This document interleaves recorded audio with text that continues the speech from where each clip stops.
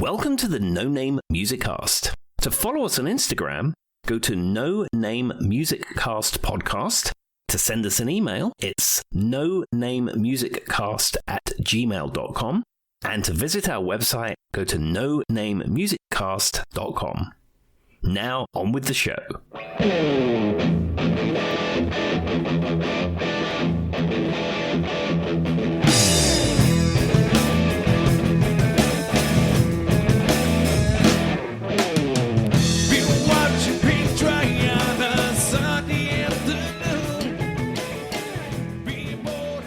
Hello and welcome, everybody. Welcome to the No Name Music Cast. My name's Tim, and this is Joy. And we've had a very passionate chat this evening before pressing record and play. We've discussed many topics and all manner of things. So many things. And Joy may have forgot it was her episode for the third time, but the good thing is she pre-plans them so she can pull it out very quickly. To be fair, Tim can testify. Joy's living like how many lives am I living right now? Oh, it's like 52 different lives. You're working, you're doing this, you're doing that. It's all going on. We don't need to get into detail, but if you know me personally, you understand. So with that being said, I would like, Tim, would you like to start with your music news? Then I'll do mine, and then we'll just go into the episode. Yeah, so this came out today. Sammy Hagar, who is someone I'm a big fan of, and probably Joy had never even thought of Sammy Hagar before we started recording this podcast. Never, not at all. Well, he's announced a new album. The album is called The Residency, and this is taken from his residency in Las Vegas at the Dolby Live at Park MGM. As we all know, I'm sure you know this, Joy, he played a residency there earlier on in the year, and it was the Best of All Worlds, which was his tribute to Eddie Van Halen and the Van Halen band. Of course, he was in Van Halen. Michael Anthony is in Van Halen. We lost Eddie Van Halen, but the guitarist is Joe Satriani. So he's decided to release a live album of this residency, the best of the recordings of that particular residency. Couple of interesting things. One, he's released a track today called Summer Nights, which is an old Van Halen song from 5150. And it's actually really good. I mean, I'd seen some audience recordings from that tour. Some of it was good, and some of it maybe could have been a little bit better. But this live recording is absolutely fantastic. I don't know how much post-production has gone on it, but it sounds good to me. The other interesting thing is that there's a link on it to pre-save or order the album. Now, as you know, when these albums drop, to use the correct terminology, you can now pre-save on your streaming platform of choice. And I will do that, of course, because, I'm part of the Spotify world now. But I thought, well, I'll probably buy the CD of this. There is no link to any physical media for this at all. I mean, they're normally knocking out these vinyl records for $50 a pop. None of that. There's no CD. There's no nothing. There's no cassette. There's no 8-track. There's no mini disc. There's nothing. I mean, yeah. Do you ever? It's just so hard because I feel like everything's just so consumerism right now.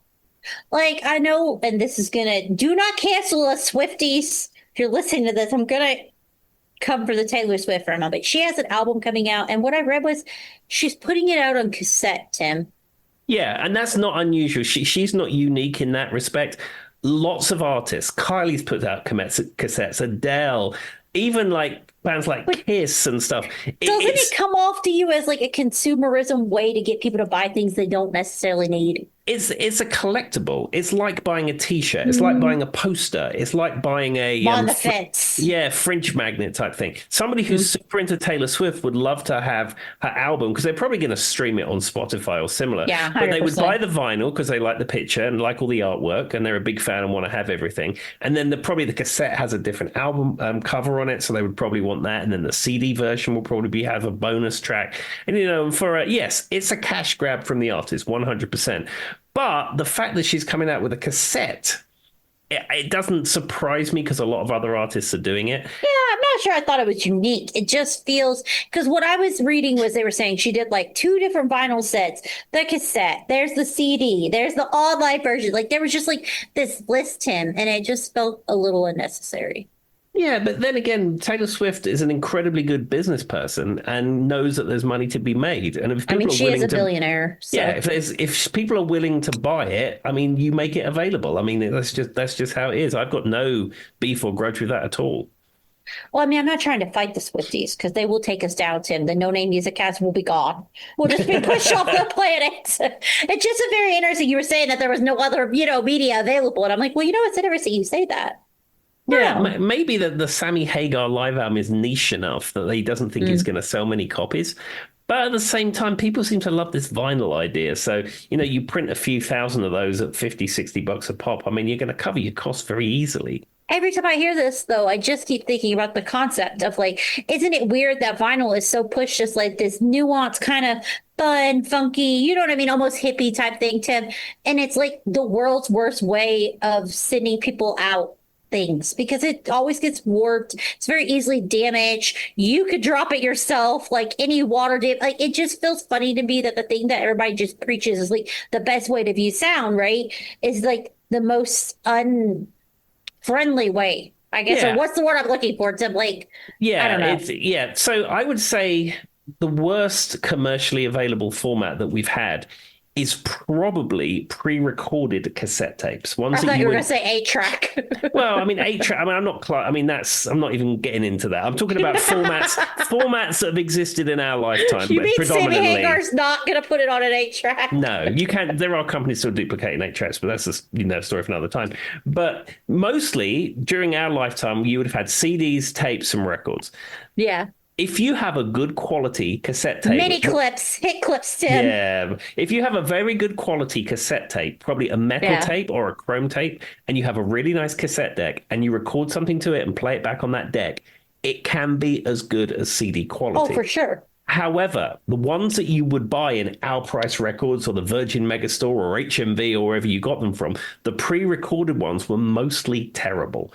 And you'd have them in your car and they get hot and they get cold and they get chewed and yeah, it's not a great format. I would say though, Tim, I almost feel like I had less damaged cassette tapes than CDs because like CDs were so easy to scratch. CDs are not easy to scratch because they have Oh, error well, that might correction. have just been my clumsy Yeah, self. yeah, they have error correction built in them. They are very good about scratches and fingerprints and stuff like that. A good CD player will use its error correction so it never bothers you. Maybe Joy Now, was just really hard on her CDs. it could have been. But I will tell you, vinyl records, if you get a well pressed vinyl record, especially ones that come from analog masters, which most of them don't now, if it's been pressed well and it's not warped, and then there's probably a maximum of about 18 minutes per side, it can offer incredibly good fidelity and resolution. It can sound fantastic. When you get into the last track, you get into something called inner groove distortion. So some of the high frequencies start getting a little bit weird. But generally, a record can sound fantastic. But It's very it's easy to it's damage, it's though. very fragile. You can scratch it really easily. If you get it hot, it will warp. Most of the pressings these days are not good.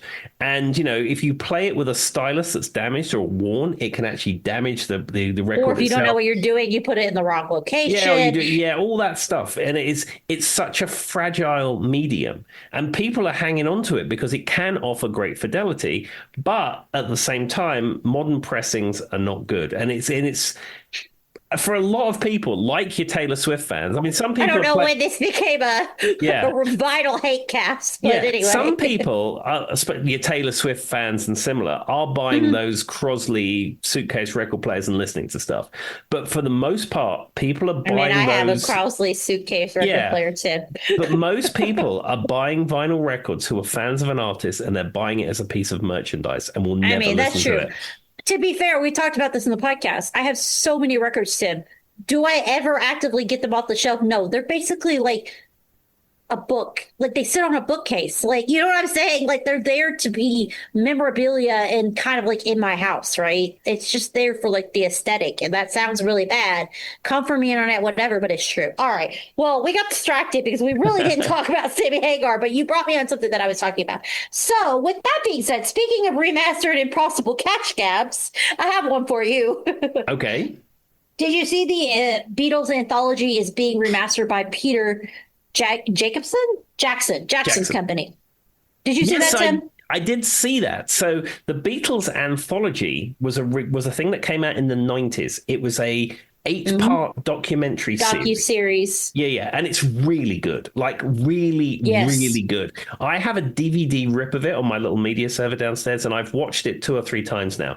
It is so good. However, being 1990s production quality, it looks like 1990s TV. And they said the DVD rips that I have are okay, but it looks a little dated. It's in 4:3 format. It's not fabulous. So Peter Jackson, the Lord of the Rings man who did that Get Hmm. Back, he has gone back and recut the whole thing, upscaled it, Yes. and there is now a ninth episode.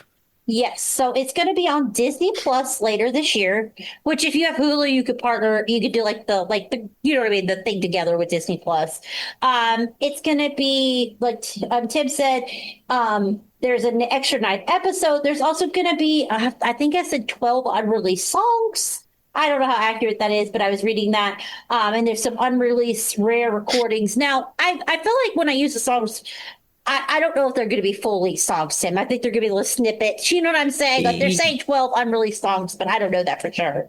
Yeah, so the anthology itself was split over, I think, three volumes with two discs in each, I think, if I remember when it came out. Yeah. And there was a lot of stuff you'd never heard before, but a lot of it is take 57 of Strawberry Fields and take Hmm. 23 of Penny Lane, That's what where I'm getting and, at. and that stuff. So I'm sure these unreleased songs is like Sergeant Pepper's backing track, take Yes. four So and take stuff. that with a grain of salt. Like I saw the headline saying 12 unreleased songs, but I don't think they're full 12 unreleased Beatles songs. Those would have already been out of the woodworks by now, right? They Now, the are. remastered series would coincide with the 30th anniversary of the original. And obviously, Tim just said that, he previously worked on the 8-hour Disney Plus docuseries, The Beatles Get Back, which included the remastered footage from the film Let It Be in the 1970s, accompanying the concert movie, so on and so forth. I do want to see it. I do think it'll be cool. I have seen the original 90s version. I'm curious to see what the upscale looks like Mhm. and if there is any cool things we hear. It does say it will be accompanied by an album featuring session outtakes, which is kind of what Tim was just getting at. Previously unreleased demos, which is probably a version of Let It Be for the 17th time, and other rare recordings, but they have to put it out there to get people to listen. I will be very interested to see it and hear it. I'm not insulting it, but I do laugh when it says 12 unreleased songs. I take that with kind of a grain of salt. Yeah. Now, one thing they have released that they released yesterday, in fact, is that That there's was a my next statement. remixed version of "Free as a Bird." Now, "Free as a Bird" was one of the songs that came out when the anthology came out. There was "Free as Mhm. a Bird," "Real Love," and then there was that other track which came out recently. That name completely escapes me. It's on here somewhere. Hold on, Tim. Now But and Then. anyway, It was called Now and now and Then. then, Yeah. yes, yes, Yeah. there it So is. I was originally, just reading. each of the three volumes of the anthology was going to have a new Beatles song, "Free as a Bird" being one, but they couldn't get the Yes. vocal clean enough on Now and Then. And thanks to modern technology, that's why they released it a few years ago. But "Free as a Bird" was the first of these new Beatles songs, and it was a demo that John Lennon John made, Lennon. sitting at the piano in the Dakota, playing into a little radio cassette player. And there was like a little bit of a buzzing TV in the background, and he's playing his Hmm. piano. And then the remaining Beatles built the song around it. And his vocal on that has a kind of warbly sound to it. And they've put like a telephoning effect on it to hide Yep. the fact that the quality of his vocal was not that good. But of course, with modern technology, you can completely strip everything I love away. how they call it demixed is the word they Yeah. use in this article. Yeah, demixing is so clever. I've used it myself. I was showing Joy something before we went on air. I put a thing on Instagram of me pretending to be Garth Hmm. Knight in Caesar's Palace just for a funny little clip that's on my Instagram. But when I got the video back, because I was standing, 6 feet away, Hannah was filming it. There's so much ambient noise in the casino. You could see my lips move and you could hear that I was saying something, but it was completely inaudible. So I use free online tools to say, I want to strip out a man's voice from this clip. You put the clip in it, and then it comes back, and my voice is completely isolated. Now, those free tools are not as good as the stuff that a studio would have access to. But even the fact that I could do that for just a silly clip I put on Instagram shows how this sort of stuff is done. So they was able to isolate John Lennon completely and the mix of it is much clearer generally because it just sounds better than the original Jeff Lynne mix version. Hmm. But what's disturbing is John Lennon is so clear and he's a little bit out of tune, and it sticks out like a sore thumb to me. It does. I listened to it and I thought the same thing. Ringo Starr, just for perspective, said on this that he views it as some of their best work, and I'm like, that's suspect. I'm just gonna say it for what it is, but I do appreciate it, and I'm very interested to see where they go with it. Yeah, I mean, it'll be popular. I mean, I've already looked at the CD box set that's going to be coming out. Did you press it out already? Yeah, it's going to be about $100. I mean, I will, if it doesn't appear for my birthday, I'm sure Father Christmas will put it in my stocking. I'm pretty convinced. Right up. As soon as I picked this, I was like, Tim's already going to be aware. He's probably priced it out.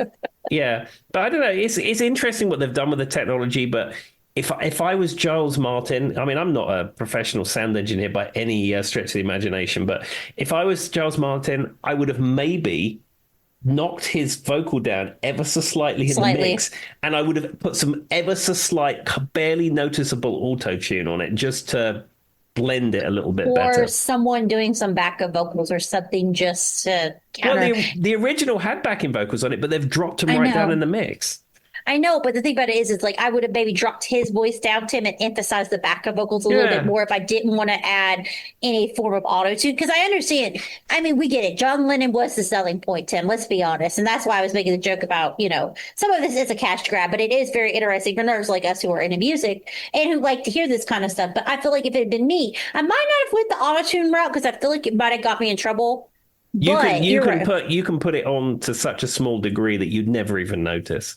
That's true. John Lennon's not going to sound like T-Pain. Don't insult. Do you know what's funny about T-Pain, though, is he was on The Masked Singer, and he can actually sing, Tim. Yeah. Like, he's such a good singer. He's such a good singer. Anyway, but yeah, I might have just, but the other thing is I agree with Tim. Something should have been done. The mixing could have been done a little bit different. Something to just kind of take that edge off a little bit, regardless of how you chose to do it. But yes. All right. With that being said, we do need to get into this week's topic, which Joy had for next week's topic, but she just brought back to this week's topic. Tim kindly reminded her we talked about Birmingham last time. So with that being said, I've been thinking about this for a while because the Rolling Stone had updated their top 500 songs, Tim. And I know we did an episode about this before, but I was very curious to see what the changes were and what your thoughts on it were. Because I saw a few more modern day artists in this most recent version of, the Rolling Stones Top 500. And I saved it in my notes the other day because I was like, this will be great.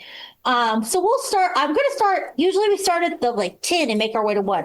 I'm just going to start with 1 because I find this very interesting. And I think it plays into what Tim has said. Tim has said very many times on this podcast, there's only one person who deserves a Grammy in the world. So the number one most recent, because they just redid this, top 500 songs of all time from the Rolling Stone is Aretha Franklin Respect. Yeah, she is the only person that should be receiving a Grammy. I've said this many times before, but when you see the Grammys now and it's DJ somebody featuring someone else or some indie rock band you've never heard of or some pop star that you've never heard of, it's like, this is not for you. This is for Aretha Franklin. I did not know this, but it does not surprise me because this person wrote a lot of music. Did you know Otis Redding wrote Respect, Tim? Yes, I think I've heard his version of it. I've heard his version, but I didn't know he was the original writer. And what's super interesting, I've talked about this on the podcast a few times, was the way that Motown wrote music was they did it in what's known as the factory mentality. They built it off of. So Motown is in Detroit, Michigan. If you're in America, Detroit is known for the auto industry. There's a lot of actual people who are working on, in the factories. That's just their main source of income. And what they did in Motown was they took what you see in the auto factory and put it in the recording studio. And the idea was that when you walked in, there was one section that was doing this, one section doing this, one section doing this. So if you're in the auto factory, right, Tim, you got one section, I don't know, hammering, another section putting the transmission on, another section adding paint, whatever. And you could tell I don't put cars together because I said hammering, a transmission, and paint, but whatever. Hammering. There's a lot of hammering and paint. That's how you build a car. And explosions, Joy. There's explosions. Because you always hammer explosions before you put them out on the line. That's so dumb. Don't come for me, internet. I've never claimed to be an expert on the auto industry. But the idea was when you walked into Motown, you saw the same thing, Tim. From beginning to end, you saw someone writing the song, someone putting the melody to it, right? So you would Hmm. walk in and Otis Redding would be writing the song. I don't know. Insert another person here, Sam Cooke on the piano. And then you go to the next station and it's like the person who's recording it. Because a lot of the people who sang the songs didn't write them. I know we feel like Aretha Franklin like owned respect, right, Tim? Like she kills it with her vocals Oh, and it feels like it's her song, but she didn't write it. But that was the beauty of it, right, Tim? They could vocalize and make that work. And so this, I feel like, I guess I knew that she didn't write it because Aretha Franklin really didn't write much. She didn't write music, but I hmm. didn't quite pick up on that Otis Redding wrote it until now. And for Otis, respect had a traditional connotation. So this is his quote: "The more abstract of the meaning." I don't know what that means. Basically, he said Aretha's magnitude voice demanded that of respect, and so he wrote it thinking about her. He also said it involved a word I'm not going to use, attention. Just it Hmm. starts with an S. You can go from there, of the highest order. Who else could sock it to me? I mean, and he was thinking of Aretha when he wrote it. So that is why, even though they did have that beautiful setup of people writing, doing the choreography, adding the melody, it works so well from her because he says in his mind, who else could sing it for her? Yeah, absolutely. I mean, Beautiful. I've heard covers of Respect, but Aretha, that is her song. I mean, who hasn't done a cover of Respect when they're seven shots on a Friday night tip? But it doesn't mean we all should do Just because you it. can doesn't mean you should. And as Tim said, the only person who should be getting now this one stood out to me. I don't know how Tim's going to feel about this, but I feel like he's going to tell me it's on his 100 greatest albums. This is number two is Public Enemy, Fight the Power. I've heard this song. I understand the cultural significance of this song. I understand the message that they're trying to say and the demographic that they're singing this to or performing this to. This song is not for me.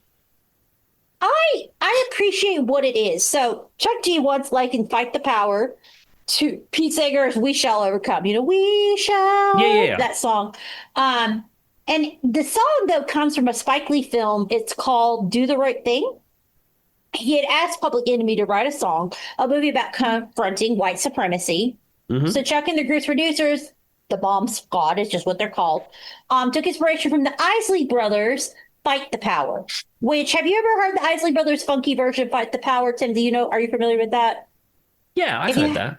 Yes. So it's kind of was used as a blueprint for like a war cry of sense. So they kind of played on that, meets with kind of like what was in at the moment and kind of needing like a Spike Lee film, let's be honest. Um, and so I understand why it would, come at this moment. And it is kind of a hip hop community recognition of power and a beginning of a revolution. But it was strange to me that they updated it, that this was number two of 500 great best songs of all time. I Hmm. will say that that doesn't reach my top 10, Tim. I don't know about you, but it doesn't. It doesn't reach my top 1,000 to be honest with you, but I mean, like I said, I fully understand what this song means and why. But if I'm going to listen to it, I'm not going to listen to this song. But to be fair, the next one is the song that reaches probably my top five in the world. I think if you're going to talk about power moves and white supremacy and good protests, and I told you guys I was reading that protest anthems book. I shared it last week. Sam Cooke's A Change is Going to Come, Yeah, no, which I was mean, written by Sam Cooke. yeah, I mean, Sam Cooke is fantastic, and I mean, the message, everything. This is a great song. So, he was kind of known as America's first and greatest soul singer, I would say. Um, So when I was reading into it, A Change is Gonna Come was a response. He said he recorded it on January 30th, 1964, with an orchestra arrangement and in his first place experiences that had preceded his creation. So he talked about his entourage was arrested in Shreveport, Louisiana. Did you know that, Tim? I Hmm. didn't know that. And members of his entourage were arrested for disturbing the peace after they tried to register at a white motel.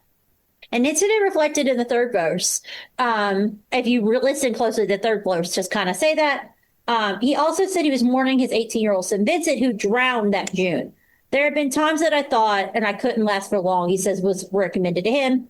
And of course, Cook was fatally shot in an LA motel and had some very suspect stuff happening. Yes. But with that being said, I did not, Tim, as many times as I've heard this song, I have never heard that story when I was doing that research the other day for this episode, that it was based off of his entourage being arrested because they were disturbing the peace after they tried to register in a white hotel in Shreveport, Louisiana. Yeah, I didn't know that. Very interesting like that. And what was interesting, another interesting fact about this was said that another person that influenced this song was Bob Dylan. Hmm. He said his exact word were, geez, a white boy wrote a song like that about blowing in the wind. There we go. We learn something new every day. Like, this is a song we've talked about on this podcast 1,000 times, Tim, but I didn't know any of that. Well, Did not know. there's always new things to learn in the realm of music. All right. So you're going to laugh when you hear number 4 is, but it's not blowing in the wind. It's like a Rolling Stone. Yes, the Bob Dylan song that was famously covered by the Rolling Stones. Yes. And I mean, this song is so important, I think, in the realm of music and music history. Certainly important in Bob Dylan's career. But his version is great, don't get me wrong. But often you find that with Bob Dylan's music, it sounds better when other people perform it. It does. The other thing about it is it's powerful. It is a powerful song. And his execution is interesting, but I do agree with Tim in the sense that did you know he wrote an extended version of this song that you could find that's almost 20 pages long by one person's account? I'm going to Really? say this right now, Tim. I never want to hear that. Do you want to hear 20 pages long of Bob Dylan singing? I find with Bob Dylan, a little goes a long way. So what's so interesting, we say this, and Tim will know what I'm talking about. Ian Husbands, who was on this podcast, has talked at nauseum about when he saw him live, right, Tim? Do you remember him Hmm. talking about this? Hmm. And said that it was interesting to say the very least. Yeah, he's been to Roanoke not that long ago, and I chose not to engage in that. I support him as a musician. He wrote songs for other people. I do actively listen to some of his music, but I just don't think I'd want to see him live. I Here's a would have question. probably seen him live in the 70s, but in the 1970s, I don't necessarily want to see Bob in his 70s. Well, he said his 20 pages long and 6 in another. Apparently, one version 20 pages, another is 6. The most Bob Dylan thing I've ever heard. Just a rhythm thing on paper, all about my standard steady hatred, directed at some point that was honest. That's what he said about it. I don't know what that means, guys, but it sounds like the most Bob Dylan thing you've ever heard, doesn't it? I mean, I respect him, but I do like a few of Bob Dylan songs, but he's not somebody I'd pay money to listen to on live. No, I mean, I would go and see him as an icon, as an absolute icon, but there's limits to that with how The much it tickets costs. would have to be cheap. Yeah, if I could go and see Bob Dylan for $50, I think this is really cool. I'm going to go see Bob Dylan. He's probably not going to be great, but And that it's is within Bob like a Dylan. 40-minute driving distance. Yeah, but am I going to pay hundreds and hundreds of dollars to see Bob Dylan now? I mean, I paid almost $200 per ticket to see David Lee Roth, who also is not a good singer. But I'm a big fan. I'm a huge fan of Van Halen, Roth, and stuff. And I know that if I hadn't have seen him a few weeks ago, I will probably never ever see him again. Well, Tim, my next song is going to make us sound like a bunch of haters again. Because I already know where this is going. We've already insulted Public Enemy. Now we went on our butt. Guess what number 5 is? It What's is that? Nirvana, Smells Like Teen Spirit. Well, I don't hate Smells Like Teen Spirit. Kinda I do. don't hate Nirvana particularly. It's not one of my favorite bands. And I've told the story about my journey with Nirvana and the music room and all that stuff. And I don't need to go over that again. Smells Like Teen Spirit is a song that almost defines a generation. And it is a very important song in the, history of music. Grand scheme of the world, yes. Yeah, but it's incredibly overplayed at this point. And I don't know, it gets to the point where you hear it and you're like, oh, come on. Whereas rather than thinking, oh, this is an important piece of music, maybe I'll turn it up. Yes. So I will leave. We won't hate on him for the next 20 minutes because, Cobain is long gone. We've had our whole thing about, by the way, everybody, I spoke with Phil Reese about if I was deserved an apology about Dave Grohl, and he said no. Still on the fence about that. Phil, I'm looking at you. But anyway, with that being said, this is the quote about what Kurt Cobain himself has to say about Smells Like Teen Spirit. Sadly, by the time of Nirvana's last U.S. tour in late, Cobain was tortured by the obligation to play Teen Spirit every night. There were so many other songs I had written that were just as good, if not better. I feel like this is every artist, though, Tim, with their Sure. one song that they get tired of playing. Like, I feel like Bananarama would say the same thing, or, you know what I mean? Like, whatever. Yeah, Um, people wanted to close with Cruel Summer, and they're like, no, we have a new album. exactly. I love how the first thing I thought of was Bananarama. Where the hell did that come from? Do you Well, know the the last time I classic thought of 80s Bananarama? vocal group. They all sing in unison. They were Tim's big. like, Joy, it comes from your playlist that's playing on CBS right now.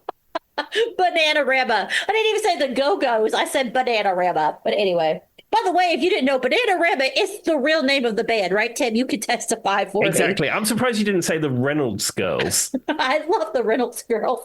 Though we did go down our rabbit hole about how they just disappeared, right? Those are the ones that Exactly. disappeared. I'd rather Jack than Fleetwood Mac.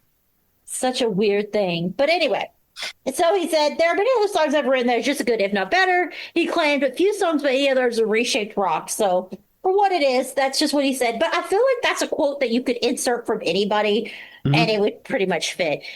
Tim, I was going to ask you a question. Have you ever had to play Bob Dylan songs?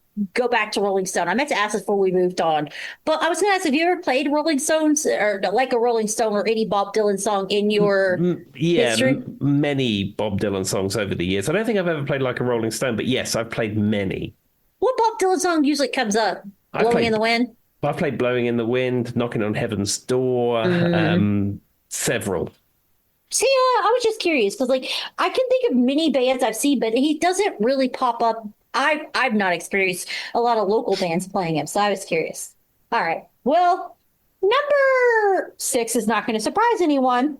This is also in a recent lawsuit about, and we've talked very heavily that we're not necessarily agreeing that his family is in his best interest, but this is Marvin Gaye's "What's Going On." Yeah, I mean, the song that was about the lawsuit with who is it? Blurred Lines. It supposedly sounded like Blurred Yes, Lines. Blurred Lines, which is Robin Thicke, Yeah. Pharrell Williams, some other rapper that I don't remember their name. Yeah. I mean, we've spoken about that a few times, but yeah, iconic song. But yeah, I don't necessarily think his estate is handling it in a way that respects his legacy. I just find it interesting. Please don't sue us. This is all alleged. Because they're very sue happy. What's going on is a very exquisite piece in the fact that, it's about peace on earth, sung by a man who's in the very height of his crisis in the 1970s. I mean, Marvin Gaye could be viewed as one of the top vocal star songs from Motown, right? Hmm.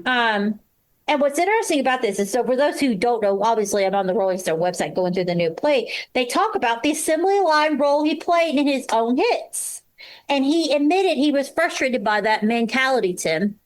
And I talk about this. If you've ever looked into it, there is that assembly line thing they were doing in Motown, which in some way I understand how it works to pump out the music, but I could also understand why Marvin Gaye was feeling frustrated by it because it does in some way take something that is artistic in essence and make it feel very not artistic and mass produced.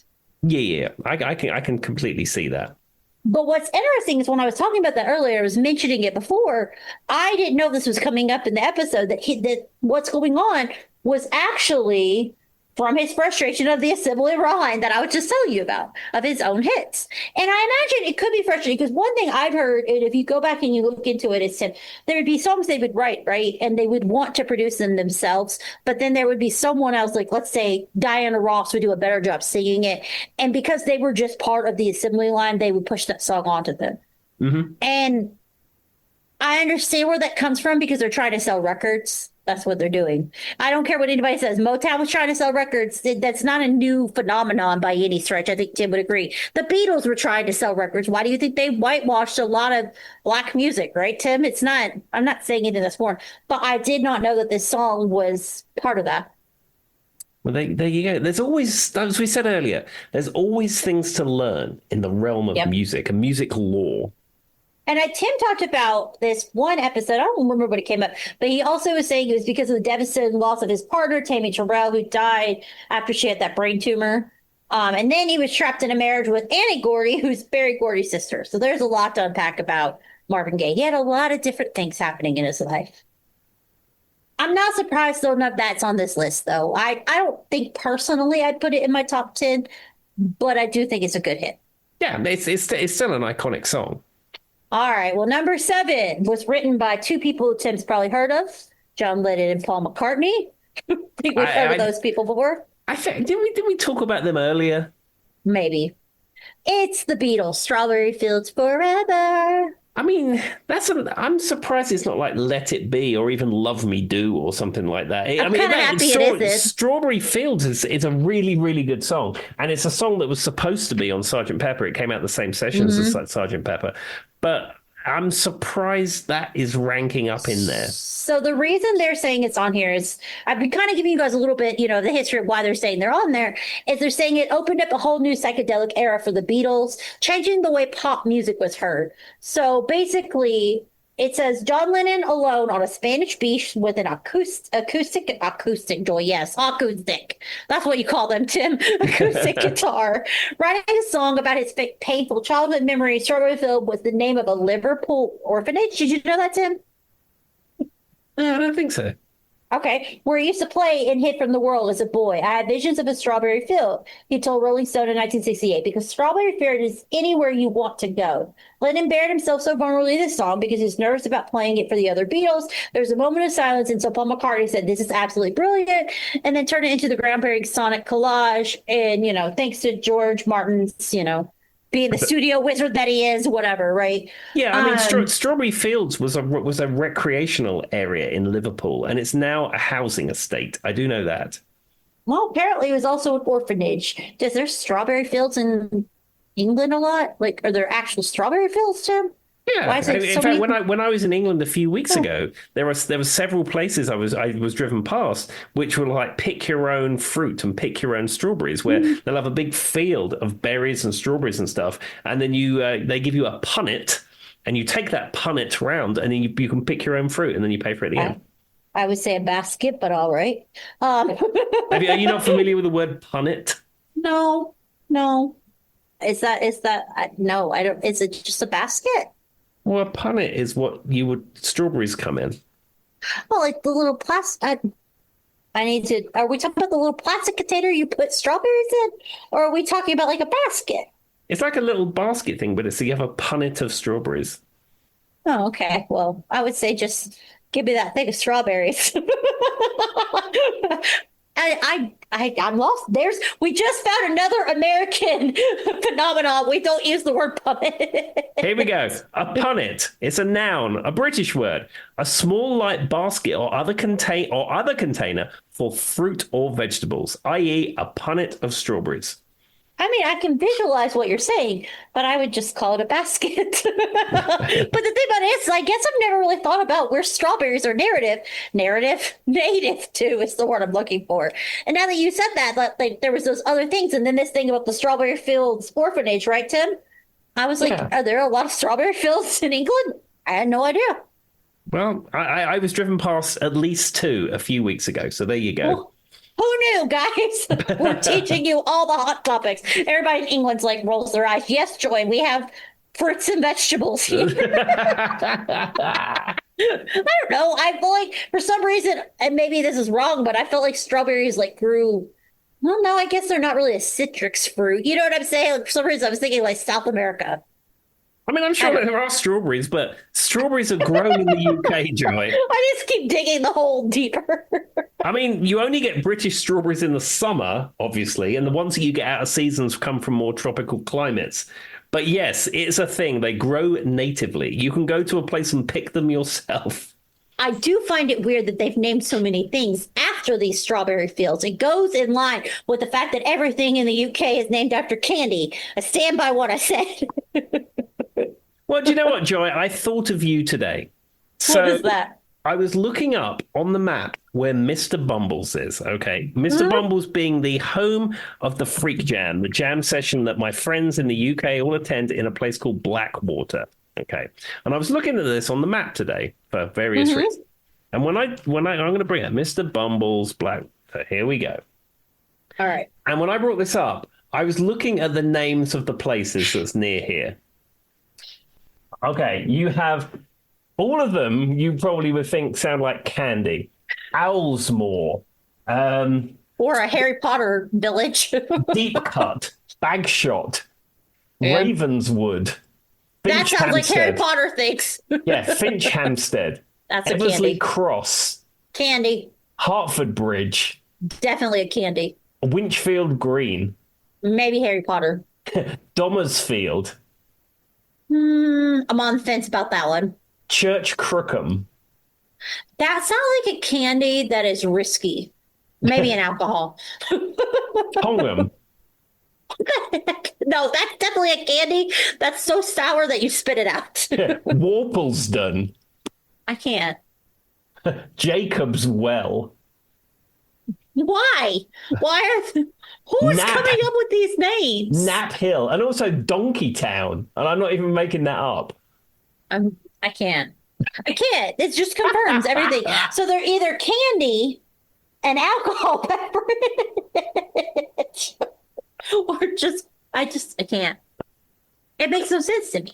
Like, and the thing about it is I could get it if it sounded like names of people in England, right, Tim? Like it was like, because the thing about it is a lot of American names, Tim will testify this, come from England. Like most of us have an English background or an Irish background or a Scottish background. So like Morrison, you know what I mean? O'Sullivan, Yeah. Smith, they're all based out of England. It's not like these names just come up overnight, right? And so it's weird. I don't understand where the town names are coming from. I have no idea, but as I was looking on this map today, I thought of you, Joy. We're just gonna have to like do a map of me going, this sounds like a candy that would burn you. This sounds like a candy that I don't want. All right. Number 8 is not one we will spend much too time on because Tim will not be able to speak on this. But I did find interesting this is number 8. It's Missy Elliott, Get Your Freak On. Yeah, I heard Missy Elliott for the first time a month ago, maybe a little bit longer than that on the 1001 album challenge. I will not be listening to that again. Didn't you tell me at one point you were kind of confused when she showed up at the Super Bowl a few years back too? Yes, so I watched the Super Bowl that had Katy Perry on it because I like Katy Perry. And then she came on and I said to Hannah, I said, who is that? And she said, it's Missy Elliott. And I said, I have no idea who that is. Well, Joy likes this song, if anybody wants to know, and it's featuring Timberland. All right, we'll move along just so we don't. We will talk about this song, and I will yell it at you. Tim's going to laugh when I tell you what it is. It's not surprising this is number 9. This is Fleetwood Mac's, written by Stevie Nicks, Dreams. Yeah, I'm surprised it's not Rhiannon, actually. I mean, really, any of them at this point, I feel like anything from the Rumors album, Tim, it's just mass. Do you know what I mean? Like, it's just everything from the Rumors album is huge. Yeah, everything is iconic. Everything is huge. Well, absolutely 100%. Again, much like the Beatles pick, it maybe wouldn't have been the one I would have picked. But That's still, what I found still interesting about this list. Yeah.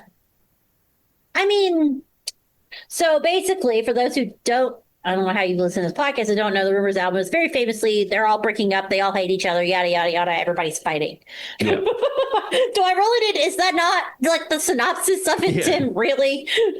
So, in the face of a lover telling her to go her own way, Stevie Nicks penned Dreams. During the Rumors album in California, Nick spent a day off in another room of the record plant that was supposed to be used by Sly and the Family Stone. It was a black and red room with a sunken pit in the middle. Had one of those, like, do you remember in the 60s and 70s, Tim, those like pits that they would sit in the room and there'd be like a cutout circle? I don't know if it's a very American thing, but that was like a thing in the 60s and 70s. Do you know what I'm talking about? Yeah, I know exactly. It was like a pits type thing. Yes, 100%. So that's what she's saying. I was just making sure it was a sunken pit in the middle where there was a piano and a big black velvet bed. Who puts a velvet bed in a recording studio, Tim? The 70s were a weird time, man. with, Well, you know. with Victorian drapes. There, she reflected on the thunder and rain of her relationship with Lindsey Buckingham, who I said one time, I was like, oh yeah, he's probably English. And Tim's like, no, he isn't, Joy. We still laugh about that. Whose guitar parts slice through the song's mystical beat. But the funny part about it is, and I think about this so interesting. You know, they said there's a fine line behind love and hate, right? We've talked about this. I always find it so funny when you talk about the Rumors album because, you know, it is the major album that everybody would know. There's like how many singles? 10, I think at this point, 10 singles. If they weren't Mhm. producing singles, they might as well be at this point. It would be such an interesting thing, though, to have to play the songs that were written about you and your relationship and maybe telling you off for the rest of your life. Yeah, I mean, I was just about to pull this up, and I think I will pull it up. So, Okay. where is it? I want to quote this correctly if I can find it. So it goes back to what you were saying about Taylor Swift. Now, I'm not saying this is my point of view, but this is a meme that was doing the Mhm. rounds. Okay. It says Taylor Swift writes whiny songs about her exes. Stevie Nicks made her ex play guitar while she sung songs about what an a-hole he was. Yeah, and it would also just be that the fact that that album, Tim, is still like we were making a joke about how many great songs there could be, right?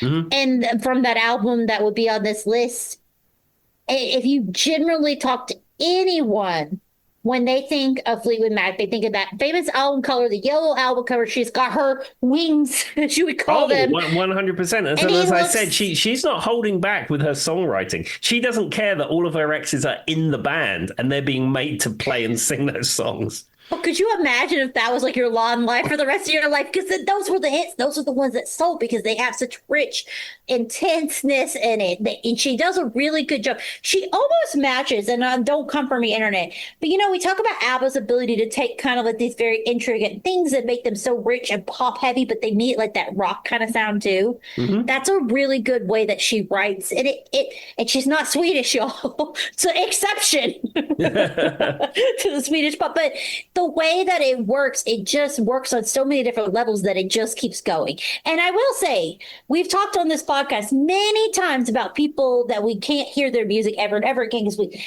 Fleetwood Mac's not one of them for me. I can consistently hear their music. I Yeah, can. I played Gold Dust Woman in the band Nightwings, and I can still hear it every day. The only exception with that was I was comparing them to ABBA is I could do without Dancing Queen from ABBA. I will say that. Yeah, I mean that's a little overplayed. I heard the other day that track "Don't Shut Me Down" from the Mhm. ABBA Voyage album. I hadn't heard that for a while, and it's actually still holds up. I heard it and I thought this is still a great ABBA song. I mean, it is. I mean, yeah, it is. We talked about it on that other episode. It's just a great song. The thing about it is, ABBA is such an interesting band, just like Fleetwood Mac. And what I find interesting about them, I've said this on the podcast, there are certain artists that I feel like they have done such a good job of transcending time, and there are different times in where their songs just they just get picked back right back up, right, Tim, and put out in the Yep. stratosphere. And those are examples of them. Elton John does a good job of it. Michael Jackson does a good job. Queen probably is the number one I can think of, right? That does a good job of it. How many Queen songs do you see, Tim, that just like constantly just get put out on repeat? Like Oh, Don't Stop Me Now lives rent free in everyone's brain.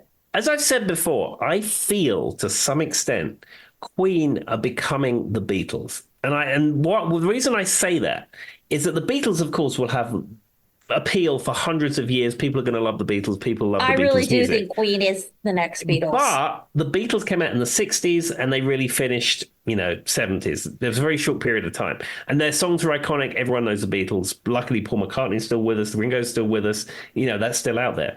But Mhm. Queen came out in the late 70s and they operated up to the early 90s.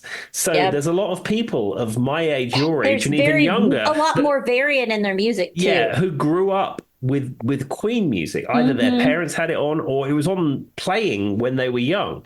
So it almost feels like they're taking over that kind of iconic, legendary band status. Now, of course, the Beatles, of course, will always be the Beatles, and in 200 years' time, people are still going to listen to the Beatles. Of course, I would But not to I insult just them, but I feel know what that you're saying. Queen are having their Beatles moment.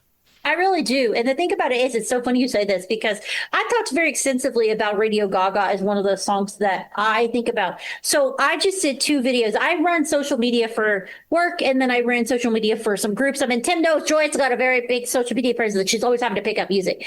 And do you know what two songs just went up on social media, Tim? Hammer to Fall, which, by the way, I still think is one of the most underrated. And people will say, oh, you hear it, but you don't hear it the way you hear some of the other Queen music. Hammer to Fall is an underrated song. Two, the other one was Don't Stop Me Now. Because the thing about it is there's something about them. I mean, I think Tim's right though, but I think that what they have is they did so many different they where the Beatles were like a blip in time and they're iconic and they made the music that we listen to today, right? Every bit of music we're listening to now, we can thank the Beatles for, and we all know this. If you don't know this, learn it. But with that being said, I think Queen has like so many different genres and so many different things that like I can think of. I mean, from Fat Bottom Girls to Don't Stop Me Now is two completely different sets of things. Yeah, and of And course, that's just the first examples that come to mind. and of course, the Hot Space album, which is like Yes. funk pop type stuff. It was the stuff that Freddie and his partner were listening to in nightclubs in Black Munich. In Munich, and then they thought, well, let's make a funk pop disco album. I mean, it's so wacky compared to the rest of the catalog. Good every time. Yeah, They it's had still the good. ability to do. No, that's what I'm saying, Tim. They did a. There are other artists who try to do that, and I don't think they do such a good job at transcending. Whereas everything the Queen did. I mean, there might be one or two songs some people will yell at me for that, but overall, everything they did was so good. Yeah, I mean, you can compile a list of 20 not that great Queen songs, but they're still okay. They're not bad. And the thing about it is for the list of 20, Tim, if you go to the albums, there's at least one or two good songs on the same album. Like Yeah. one or good two hits with every one of those. Because everybody has album filler. There's no artist out there that does it in some way, right, Tim? We talked about artists that we feel are album filler in our lives on this podcast. But anyway, all right. So let's get into, we'll probably do like 2, 3 more because we keep getting distracted. I don't know how much Tim knows about this band, but I think he does know this song. Interesting to me, this is number 10. This is Outkast's Hey Y'all. I am familiar with this song. It's fine. I wouldn't put it in this position on this list. It's sort of throwaway pop to me. Well, what's interesting about the reason they put it on here, I love Hey Y'all. I'm a big Outkast fan. I love Andre 3000. Like, I just, that's my alley. But what they're saying is it has a ability to mix funk, pop, rap, and rock all in one song and a good package for mass media. Yeah, it That's just the way sounded they like version it. it didn't super resonate with me as something that would be important. Now, what's so funny, though, is I remember this coming out. So Outkast called it the songest song they've ever written, which is funny because it's pretty much known as like an early 2000s pop hit, Shake It Like a Polaroid Picture. Yeah.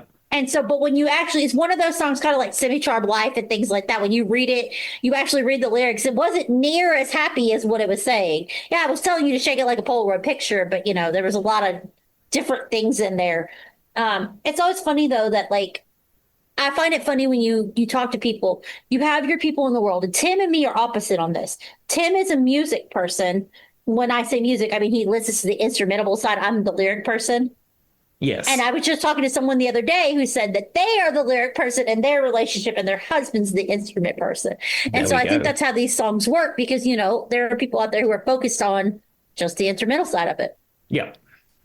My dad's always said that. My dad is always, there's a quote from my father. He says, there's no such thing as bad music. He says, there's bad lyrics, but there's no bad music. That's his quote. I don't know. I've heard some bad music in my time. It's debatable, but, I will just, I understand where he's going with that, though. I understand the thought process. Now, this is interesting because I'm surprised this wasn't up here.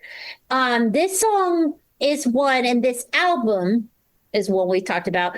Me and Tim don't quite, I think, agree with the stratosphere about this band, but we know why the hype is there. This is the Beach Boy, God only knows, number 11. Yeah, I can see that. I mean, it's one of the gems of their catalog. I think this is from Pet Sounds. I think.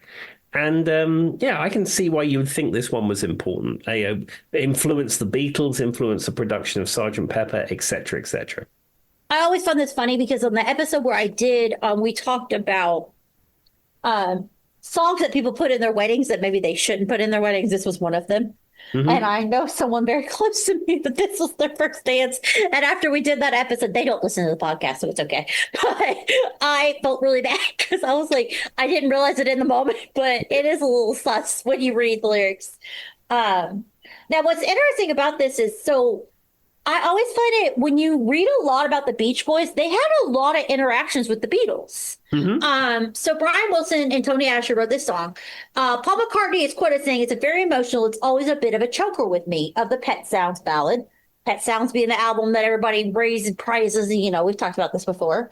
The night McCartney and John Lennon first heard Pet Sounds at a London party, they wrote "Here, There, and Everywhere," which is influenced by God Only Knows. Have you ever heard that, Tim? I haven't heard. I mean, I've heard here, there, and everywhere, but I didn't Yeah. know that. Carl Wilson's understated lead vocal note is note perfect, but the arrangement of the horns, you know, the sleigh bells, the strings, the accordion gives God its kind of heavenly feel, which is true.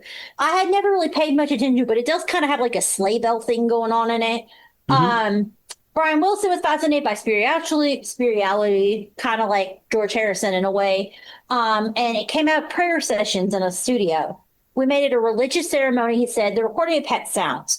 The only problem, the use of the word God in the title scared off some radio programmers, and it was hard to get it out to the mass media at first.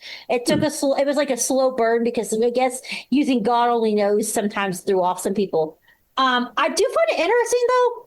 I had never heard that about the Beatles saying they wrote here, there, and everywhere based off of God only knows. And now I want to go back and listen to both because I had never and this is from Rolling Stone, so I'm assuming it's true. I There think they you do their go. due diligence. Take it with a grain of salt. But I do find that a very interesting thought because I don't, in my brain right now, trying to like think of the songs, I don't really hear any particular parallels, but, No, maybe they were just influenced by the vibe of the song. or it could have been they were all doing a bunch of drugs. They heard the Pet Sounds album and they wrote another song. Because if you don't know, guys, spoiler alert, the Beatles and the Beach Boys at a London party were probably doing drugs. Certainly not. Tim, it's named after his child, not LSD. If you know, you know. Anyway, all right. Oh, this is a great one. I'm glad this is on here. All right. We'll do two more and then we'll call it an episode. Sound good, Tim? Yep. All right. Number 12 is Stevie Wonder's Superstition. Just Superstition, everyone. From Yeah. 1972. Yeah. This is a really, really good song. And it's one that I can still hear, and it does not get old to me ever. Stevie Wonder is one of those people that every one of his songs just hit for me. So it was kind of like his debut of a funk kind of sound. In Hmm. the summer of 1972, intent on expanding his audience, the 22-year-old former child star had written it, and I've talked about my dad remembers when he was little Stevie. I've told that episode he saw him. The former child star had written it on a drum set, humming other parts of the song. Um, he Wonder initially intended for Jeff Beck to record the song, which I find interesting. But Barry Gordon wouldn't let him give it away. It became the first hit of his single Talking Book and Wonder's first number one hit in nearly a decade. A lot of people, especially black folks, let superstition rule their lives. It's crazy. The worst thing is, the more you believe in it, the more bad things happen to you, which I find very interesting. You know what I mean? Tim, that he's kind of playing into superstition by saying that. But I had not known that this song was intended for Jeff Beck. Yeah, and also Jeff Beck wrote the drum pattern. Jeff Beck was messing about on the drums Makes in the sense. studio and came up with that drum pattern, and they loved it so much that is in the song. Well, and that song has such a distinct kind of dun, dun, dun, dun, dun, dun, dun, dun, dun. So it makes sense that like that's more of the guitar part, but you guys get it. Yeah. And there's just like a very kind of distinct beat to that song, so that checks out with what you know about Jeff Beck. But I find it interesting that he had initially intended to give it away for him to record. Do you know if Jeff Beck ever did like his own recording of it? Yeah, there were many I've never versions of heard it. I him need to go listen. performing it. And of course, as we know, the definitive version of this song by Stevie Wonder is on Sesame Street. 100%. Well, first of all, Sesame Street can do no wrong, can never do no wrong. Period. I'll fight everybody who says anything other. But yes, I do love the version. I do. Yeah, it is by far the best version that exists of this song, including the one that's on the album. The energy of that track is amazing, and the problem is that the only version that's on YouTube is probably off a VHS tape or something. I mean, I'm sure I literally saw it the other day. Yeah, I'm sure PBS must have the master of that in their archives. They really should put it up somewhere because it is so good. 10 out of 10. All right. Well, let's end it with one last song. And ironically, we're going to kind of do a 360 here. It's an artist we've talked about. It's a song we've talked about, but we were talking about these people earlier. Number 13 is the Rolling Stones' Give Me Shelter. Yeah, Gimme Shelter is my favorite Rolling Stones song of all time. It's interesting because Keith Richards plays both guitar parts, but I think Brian Jones didn't show up or was in and out of the band at the time, so he plays both the parts, which is unusual for a Rolling Stones song. And more importantly than any of that, it is prominently featured in Knight Rider's season 2 opener, Goliath. I mean, that is the most important fact. I was just going to tell everybody that apparently they said Keith Richards said they wrote the song in 20 minutes. Yeah, I could be. It's effectively 3 chords all the way through, give or take, with a lead part on it. Well, and it's even funnier too because they said it's modeled after Chuck Berry. Yeah, I mean, sort of. I mean, it doesn't follow the same sort of pattern as a Chuck Berry song. It's got the amazing backing vocal from Mary Clayton. The interesting thing is about this song, like a lot of classic recordings that you love, if you compare them to modern standards, it is really sloppy. And there's various bits in it where the bass and the drums don't tie up, the guitar comes in early or late, Mary Clayton's voice cracks in this song. It's sloppy, but it wouldn't be the same if you had that snap to the grid like a modern pop song. I think it needs that because the song is very like apocalyptic, right, Tim? And for those who don't know, Mary Clayton's really saying, I'm not going to say it, we'll say grape, murder. Yeah. It's just a shot away. Yeah. It's just a shot away over and over and over. Like I feel like her voice kind of not being poetic in sense is important because of what she's saying in essence. It wouldn't have worked. I don't think it would have made the same, it wouldn't have transcended, I don't think. No. And I mean, as I said, a lot of recordings at this time were not super perfect. The Beatles stuff, strangely enough, apart from some of the tempos was, but some of this Rolling Stones iconic songs, I think they led into that kind of perfect thing. Yeah, they were a little sloppy around the edges, but I don't know, it makes it what it is. And for those who don't know, I mean, the song is literally saying more murder, child, war, it's just a shot away. I've talked about this very extensively. I find the Rolling Stones to be one of the most interesting. If like I were going to do some like lifelong study on writing music, I think I would pick the Rolling Stones, Tim. And not because I'm a huge Rolling Stones fan, because I'm really not. Like I listen to them casually, but I don't ever seek them out. But when I do listen to them, I realize how very interesting their writing is because I find 3 things to be true. 1, the lyrics are always very in depth and more deep than a lot of other rock music that you got from this genre. 2, they have a very good way of mixing rock in what I find to almost be like a jazzy, bluesy kind of thing. Well, yeah, but they don't think you get that. Yeah, they were not a rock band. They were a rock and roll band. I think that's a good way of saying it because like Beats of Burden, Sympathy for the Devil, even I Can't Get No Satisfaction in some way, I Can't Get No Satisfaction has a Motown groove to it. They had the ability to make that kind of like, I feel like rock music, but like have the soul of Motown that you don't always get in other artists. That's true. And also, I Can't Get No Satisfaction is the first recorded example of the maestro fuzz tone. I mean, that is a thing that Tim knows. He said that's a matter of fact. Like Tim could tell me anything, and I'd be like, "Yeah, that sounds right." I don't know. You should start making up facts and see how long you could take them for the episode, and at the end, be like, "Gotcha." Well, you know, one of the things I like to do is say ridiculous things very seriously, and then people believe it, and then I have to correct them. I don't do it often, but occasionally I will. And people are like, "What?" I don't know. I mean, I could be wrong, but it just interesting. Even like do do do do do do do. I think it's five doo doos. I don't know. The Whatever do that do song do the is. da da da the gibberish classic. Heartbreak something. It even has like, but I don't know. I think another band that did a kind of interesting caveat to this could be like Creedence Clearwater Revival. Like they kind of have some soul in some of their stuff, right, Tim? But I would think that if you were gonna like if I were gonna pick us, so like if you've ever went to a college class, how they will have college classes that are dedicated to like interesting like the segues and like the different things that come out of like the music from one artist. I would find the Rolling Stones to be a very interesting one to do, even though I'm not a huge Rolling Stones fan. Yeah, yeah, yeah. I don't know. I hope that makes sense to everybody because I feel like they're very interesting, very formative. And in some ways, I know there's a huge cult classic of them, but like you don't hear about them the way you hear about the Beatles, right? You do, but you don't. Yeah, well, I think the thing is with the Beatles is that apart from the reunion in '95 and these periodic new songs that get released, really the Beatles were finished in the '70s. I mean, we're It's lucky that true. we still have Paul and Ringo playing the music, but We got the band six is decades of the yeah, Rolling the band Stones. is done. The Rolling Stones is still touring. This isn't interesting. So I was kind of like looking up what people are saying. They say the band pioneered gritty, rhythmic driven sound. I think that's a great way of saying it, Tim. Gritty, rhythmic driven sound, I think is a good way of saying it. And of course, Keith Richards is like never gonna die, apparently. Never No, gonna die, he's. never gonna I mean, I die. assumed Lemmy was immortal, but I think he actually is immortal.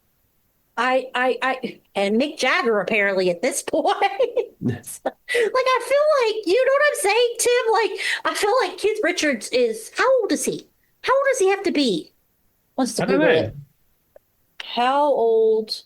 Because I'm gonna be honest with you guys, he's looking like the Crypt Keeper. He's 81. Oh, God, I would have almost thought he was in his 90s. Maybe that's the drugs. But to be fair, I mean, I've heard that like if you go see them live now, still though, they still sound amazing. They So, they do. I mean, they have an amazing rhythm section because obviously Charlie Watts is no longer with us, mhm. and that's very kind to them, I think, because they the Steve Jordan on the drums, and I think That Daryl plays on into that sound I'm talking about yeah too. Daryl I can't remember the guy's last name, but the rhythm section is fantastic, and that really does groove that band along and is kind to the older chaps. But even still, yeah, they're still a great live band. I'm just saying, I would take that, like, for me, I don't just find them to be a rock band. I find them to be a segue between a rock band, a funk band, and a rhythm and blues band that I don't think you get from many other artists that were that mainstream popular. Exactly. And with that, we will leave it alone because I feel like I preached that to death. What would you like to tell the people, Tim? Just be kind to everyone that you meet. All right, bye bye. Bye bye.